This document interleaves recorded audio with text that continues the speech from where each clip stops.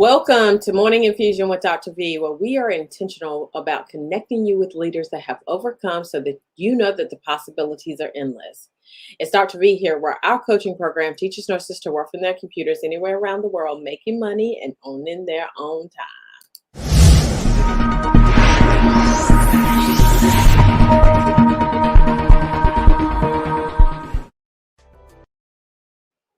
Our featured guest today is one of my really good friends, Vanessa Davis. Vanessa has been a registered nurse for 19 years. She has spent over 15 years as a nephrology nurse, which led her to specialize in home hemodialysis, which I hadn't even heard of actually until we started talking about it. Heard of peritoneal dialysis, but not home hemodialysis. Currently, Vanessa is building a coaching business that focuses on foundational structures of identifying emotional freedom for women. So welcome to the stage. I'm super excited to have you here. I'm excited to be here. So now tell me why you became a nurse from the beginning. Because my dad said it was a good thing to do. I wanted to be a hairdresser. We go through a recession, you need to do something like nursing because then you'll be able to still make money. I was 6. What's a recession? But anyway, it just kind of was planted there. And I'm like, all right, so that's kind of where the drive came, and that's the direction that I went. Interestingly enough, during COVID, it happened. I was in my kitchen and I literally remembered that conversation. And I had a job. That part. I think they recovered now because everybody's trying to get their hair done now. Yeah, during that time I was working, and I, Dad might have been right. Me, hilarious. So now, what did you start out in your nursing career, and why did you start there? I went into med surg because they said that that's the best place to start for the first year to get your time management down, get your experience, and all that good stuff. So that's where I started at, and so I did. It was called med surg, but it was an oncology floor. So I actually did med surg oncology and learned a lot about, cancer and giving blood, and actually gave chemotherapy. So that was a real interesting start. Mm-hmm. Now, did you did you appreciate starting out at med surg, or was that? So it's different for me because I worked as a nursing assistant for 11 years prior to coming into the hospital setting. Okay. So what was different for me was I was used to working with the elderly. So whenever I came to med surg, I was dealing with young people my age or younger, that were dying of cancer. So med surg for me, I guess it was just the, learning how nursing went kind of deal. I guess it was helpful for me. I only worked in med surg for a year. I never went back. Gotcha. Now, you chose to become a nephrology nurse. Now, why did you choose this route in your nursing career? I just feel like I am not giving the best answers here, but they're mine. So you are giving the best answers. Because I'm like, I wanted this epiphany. They had better hours. I love you. I worked for the state at the time, a state long-term care facility, and they had a dialysis unit in there. And we had just had our 4th child, and nursing, how those hours are and the shifts and all that. And that particular dialysis unit was Monday, Wednesday, Friday, 6 to 4:30. Now, mind you, when I was in nursing school, there were 4 areas of nursing I said I would not do.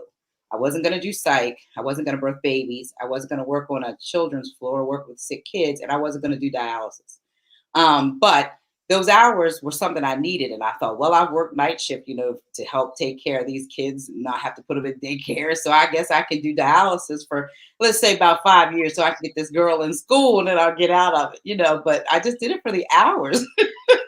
Now, with dialysis, did you have, is it really arduous? Because when you look at the statistics, it is CCU nursing, ED nursing, hospice nursing, and dialysis nursing.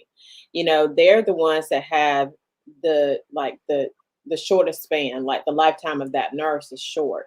So do you feel like that it was really arduous for you to be in dialysis? You know what? No, because what I found in nursing, I was looking for what I did as a nursing assistant. I did feel like when I became a registered nurse, I lost that patient interaction. I will say that. I felt like I went from major patient interaction to a lot of paperwork, and a lot of delegation. And that part of it, I was like, man, can't I just make this RN money and do like what I was doing before? Because I Mhm. missed the patient care. And so I had, I was actually going job to job to job at the time. And my husband was like, "What are you doing?" I'm like, "I'm trying to find myself. I can't find in nursing what I'm looking for." And he's like, "You need to find what you need to stop quitting these jobs. You need to get somewhere to sit still." And so when I went into dialysis, the thing I said I would never do, I was like, oh, I mean, like it was exactly what I was looking for. I was able to be more patient care, and I had to learn I had to learn this machine. But for me, it became a new learning thing. But I was able to really be close with the patients. And the interesting thing was, when I applied, I was the least qualified for the job, least qualified. I shouldn't have got the job. But they hired when I asked them why they offered me the job, they said, because I told them in my interview that I'm pretty funny and it looks like their dialysis clinic needs some laughter. So, and I said some other things in my interview, but I'll leave that out. But anyway, after it was over, they said they said to me, "We simply hired you because of your energy." And that's so true. Uh-huh. That is so, so good because, one of the things that, I think it's valuable in what you said. Number one, you were open to options, right? Mhm. And I Mhm. think a lot of people close themselves off to the options of being having a different avenue in nursing. But Right. then you as well, you brought the energy to the interview, right? And Mhm. that is huge, right? Because if you bring the energy, I mean, that's what a lot of times we need in order to be able to get through our days as nurses. So I love that. I love that. And you bring energy to us as well. So I love it. So now, can you tell the audience the difference of all the dialysis options and the advantages of each option? Yes. So you have have your hemodialysis, which is in center, where you have staff that does your treatment for you. Then you have home options. So this is where I get real passionate, okay? Because I'm about freedom, and I remember looking at seeing patients in the center, and I'm like, man, there's got to be a different way where you're not so controlled to time, a certain chair, just and so the home option is the one that most people talk about most of the time is peritoneal dialysis, which is known as PD.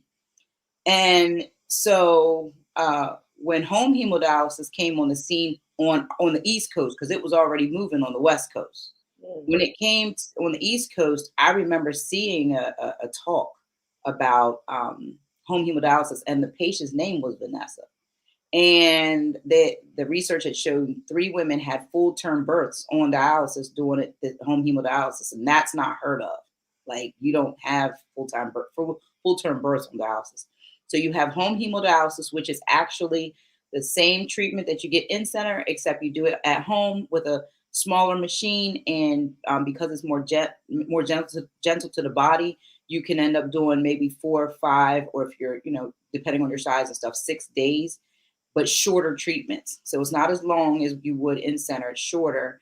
And the system that I've used, which was Next Stage, we actually have a lot of prescriptions that we could actually alter to get them to 4 days a week, where they can, they still don't have to do as many days, and they still meet an adequacy.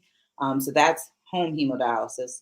And then there's nocturnal dialysis, which you can go to a center and have dialysis done overnight.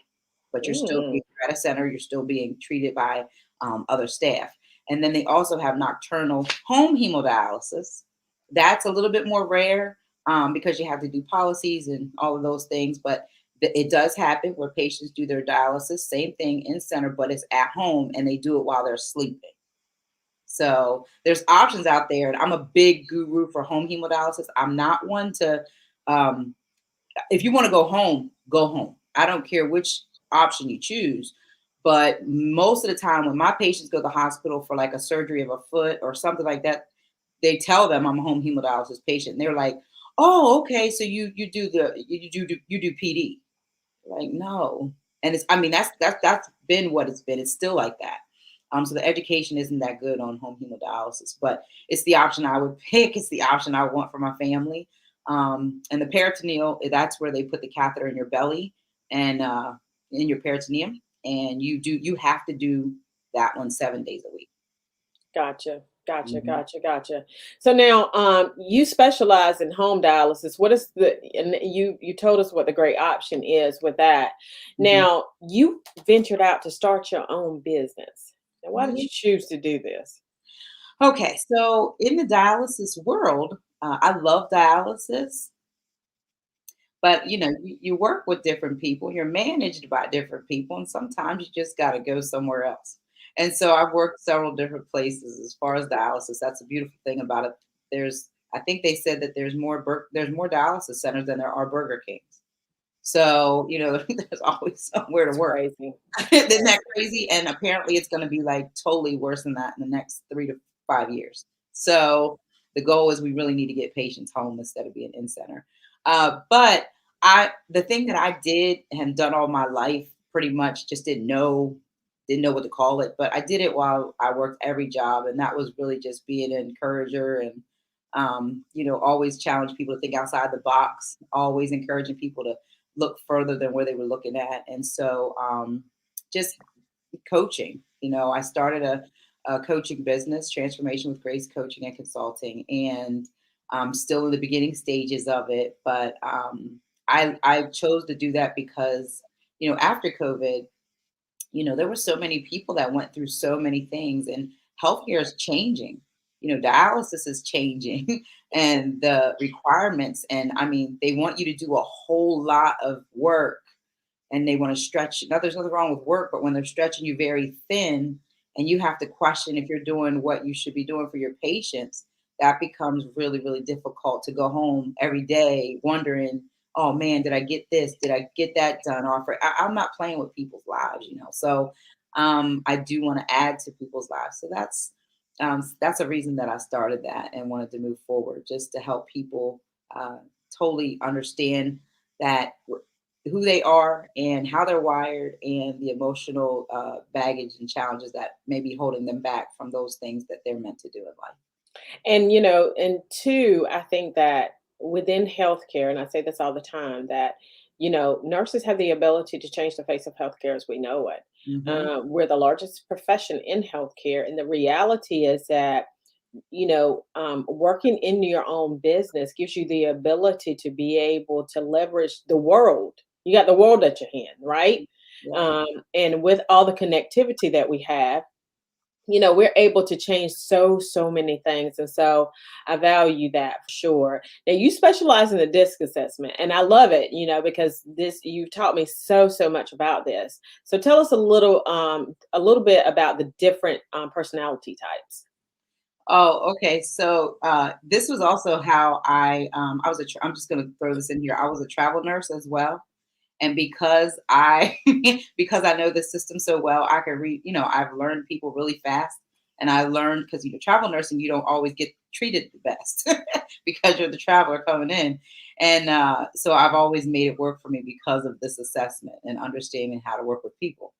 And so for the disc assessment, you have your dominant, your influence, your steady, and your conscientiousness person.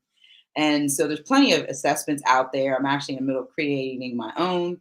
And so those temperaments are really so temperaments are what makes up the personality of a person, and so the personality of a person is their soul. Like you were totally created to be this. Like you were totally created and wired to be this. And there's strengths that come with each personality. But when the strength is overdone, it becomes the weakness of that personality. So, Mm, yeah. So the dominant personality. So I'll just put it this way: you got four main temperament types out of a personality. So one is your D. That's they like things done their way. So it's my way. D. And then I likes things done the fun way. They don't care what's going on. Is the fun gonna be there? All right, I'm good with that. The S is they like things done. They like things done the thoughtful way. They care about people. They're loyal. They want things done the thoughtful way. And then your C, they want things done the right way. C is so basically with the D, it's my way, I fun way, S thoughtful way, and the C the right way. I love it. I love it. I love it. Because when we first came in, and I had taken a disc assessment prior to, and she spot on. I was like, "What do you think I am?" She was like, "Yeah, high D, low I," and I was like, "Yeah, that's what I am." And so, and I think that the value in that is that when you see people who are, because the S and the C's are they're introverts, right? And Yeah. then the D's and the I's are usually typically extroverts. And I hadn't always been an extrovert, but I've started to be an extrovert because of the fact that, I've had to run the business, and Hmm. it's really tough to run a business as an introvert a lot of Hmm. times. Hmm. And so, but what it helped me to understand how to work with other people within the organization with your work, because it gives me the ability to be able to, okay, you're doing this way because that's your personality type. Hmm. And so I need to respond. And I think that the value of it is that it gives you the knowledge of how to respond to that person the way that they are, Yep. because Instead of my personal. exactly, exactly, exactly. Mhm. Because it's not about you. Not at all. Which therein lies why I do emotional freedom as well, because a lot of triggers and a lot of the actually emotions are tied to your temperament. There's certain temperaments that are gonna deal with anger differently than others. There's certain temperaments that are gonna deal with fear more than others. There's certain temperaments that are gonna deal with anxiety and depression more than others. So you have to know when you're dealing not only with that personality, what emotion might be behind them because that's their temperament, right? So I also know that it's you got to be careful. Like for the D, honestly, the emotion that hides behind a D is anger, Mhm. and so you have to be. And I don't say be careful. You just have to be wise in how you explain something to. You don't want to tell a D. I mean, this is down to children. You don't want to tell a D, go do that. A D, like, you, you you better go do it yourself. I mean, like, hey, you don't talk to me like that. Like a D's already ready. What? And and I've learned that within my own temperament that I have to be very, very, like, I have just like, when people upset me, I just need to be quiet. And I've learned Proverbs 17:28 that says to, this is my own interpretation. This is Violism right here. Okay. All right. So Violism is it's the better to shut your mouth and be thought a fool than to open your mouth and remove all doubt. See, come Okay. on now. Mhm. See, I'm opposite of you. I'm ID, so I can be foolish and loud about it. You're so So, funny. that same thing resonates with me, and the I is impulsive. Now, I jump out there, boop, it's out there. I just do that. Yes, and so it's so important to understand your two top ones because you're a DI, I'm an ID. We're different because of that. Right. You know what I mean? So Right. you have to understand how your letters fit, and I think that I'm not sure that people really understand that. So that's one of the main things that I love to help people understand is those top two, why they're different, and what emotions go with those, and what they struggle with, and how to work through that, along with helping them understand the other temperaments, so that they, especially parenting and stuff like that, so they understand how to work with people instead of looking at the person, this is who they are. It's actually how they're wired. And the C's are, they struggle with putting things out there, right? And I've learned that about just doing the coaching, Mm. because they won't step off the ledge. They struggle to step off the ledge. Like, you got to be like, look, I'm gonna need for you to put that out today. Okay. You cannot wait. You need to put that out there. And the reason why is because they want it right, right?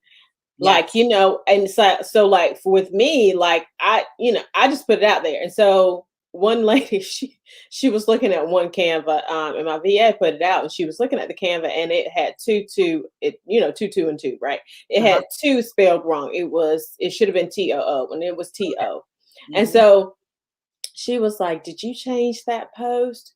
No, I didn't change that post. I don't care. Because the C is dying. The C person is like, you didn't do TOO. They get upset when you write your without the apostrophe RE. Like they be tripping. They're like, you know what? Who would you go to school? I like and C's, God love them, they're judgmental. C's are judgmental because they set the bar high for themselves. And Like so they are looking at you in the way in which they're looking at yes, themselves. yes. Which then makes which once again the emotion of anxiety, not the diagnosis, the emotion of anxiety and fear turns back around on them because of the bar that they set for themselves, how they look at other people and how they perceive people are looking at them. That's exactly right. That's exactly right. You So helped me to understand that, and I was like, okay, yeah. okay. They're like, I'm not moving. If it ain't right, I ain't moving. And if you jump out there and you're wrong, they're like, see, you were foolish. And most C's don't really care for eyes. And some eyes would be like, "Ooh, you need to get a little happy." Yeah, that's how the temperaments go when it comes to the eyes. And understanding that it's just so important. So now tell me, Mhm. why is the disc assessment important for the employee and for the entrepreneur? Well, it's very important for the employee. Your workplace is, you got all kinds of temperaments there. So it's so important to know how to work with your people. It is so important because it can make a long day a lot shorter. You give a lot of grace to people whenever you know how they're wired. I have used people's wiring to my advantage. A high eye has the gift of manipulation. And not and I'm saying that I would, I know how you're wired, so I'm gonna definitely use it to my advantage because you know I know how you're strongest in. I know what you don't like, and what you don't do well with. So because I know that, it helps me keep people from fighting, and arguing and having, I just kind of step in there and so it's important for everyone. And I really think it's so important that jobs do this more often. They do the skills and training and leadership and things like that. But if you could get your people to understand they're just wired differently, it will bring down so much stress on the team because now the team is like, oh, and they actually will make jokes about it. Oh, that's your C talking. Oh, that's like they will no longer make it the person, they'll make the temperament of the person. And they don't, Right. I mean, it gives so much grace. But for the entrepreneur, a strong D, matter of fact, I'll use this example. A strong D and C, you know what that means? My way is the right way. That temperament ain't no joke. I'm married to one. Okay, all right. Is he watching? Is he watching? But he knows it's no secret. It's look, that's why I support for marriages to know these things. Divorce. Um, but they really see things, a certain way. And so a DC can come off on somebody really hard. And the only person that can really deal with a DC the best is a phlegmatic, not phlegmatic, is a S. I was getting ready to say another temperament from another tool, but it's an S. An S is much more patient, able to deal with a lot of that. But you put another DC with a CD or a DI or ID, we're having challenges. So it's important for an entrepreneur who's goal driven, who wants it done right, to also remember that your innovative person may be the eye over there that doesn't function like you function. So how can you use that innovation of that person to do what you need to do in your business, or sell a product, or you have to meet people where they are. If you're just like, well, I ain't messing with that one and I'm not messing with that and I'm not messing, you're going to lose money. Right. It's just the Right. way it is. But it's nice to be able to also sell what you have, teach what you have, coach what you have by knowing the temperament of the person, because then you can speak to the person and the person thinks you know them like the back of their hand, and then they're like, I love them, they are the best. I love it. I love it. I love it. Now, do you think the disc assessment can help with parenting? I praise God for the disc assessment. Okay, I didn't have it always. And my Amazing. daughter, I have 5 grandchildren and 1 on the way. And my daughter, like, we know the temperaments of every single one, even the youngest one who's just 1. You literally can see these temperaments. And what happens is, and I know for me, I was a pastor's daughter. My temperament was an ID child. I would be in church, just a, and so my D temperament, when they say they have to do it this way, I'd be like, why? So that's the reason why they keep asking why. My dad was like, I don't know where you came from.